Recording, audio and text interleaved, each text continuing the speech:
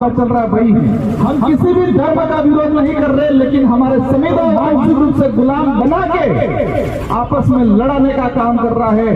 वहां हम खड़े रहेंगे और बोलेंगे। हमें ध्यान रखना है, हमें धर्म के नाम से नहीं लड़ना है, न धर्म के लिए लड़ना है। हमको जल जंगल जमीन के लिए लड़ना है, धर्म के लिए नहीं लड़ना है।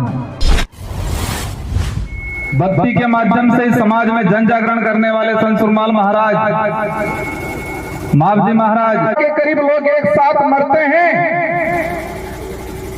तो आसपास का जो मध्य प्रदेश, वर्तमान में राजस्थान, गुजरात, महाराष्ट्र, जो उस समय बिल टेरिटरी के नाम से जाना जाता था, उस इलाके में क्या स्थिति बनी होगी। हम देखते हैं हमारे गांव में,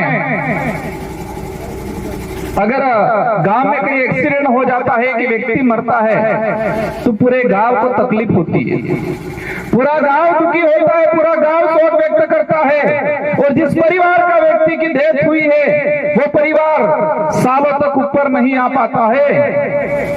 तो इसी पहाड़ी पे 1500 आदिवासी एक साथ मारे गए 1913 के दौरान।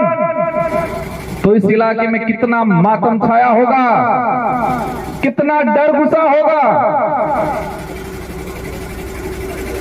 कितना दुख हुआ होगा। ये जो गांव पड़ा था, वो गांव आज तक नहीं भरा है। तो वो लड़ाई किसकी लड़ रहे थे? मैं इन इतिहासकारों को कहना चाहूंगा, जिन इतिहासकारों ने बिल प्रांत की मांग को लेकर यहाँ पर भक्ति के माध्यम से आंदोलन खड़ा किया था।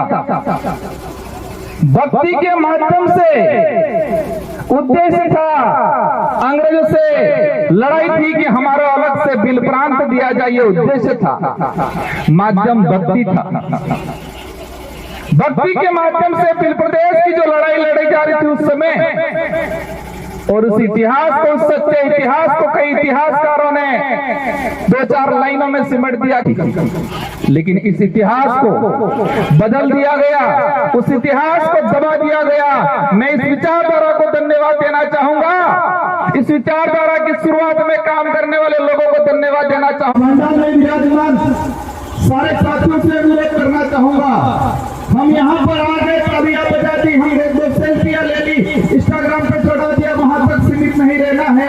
सबसे पहले हम सबको मजबूत होना है और मजबूत दिमाग से होना है।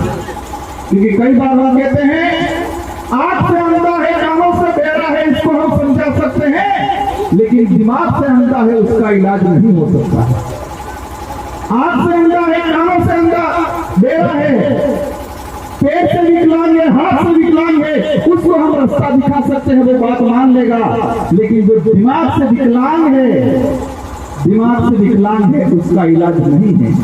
तो हमारे आसपास भी ध्यान रखना है, दिमाग से विकलांग कौन है।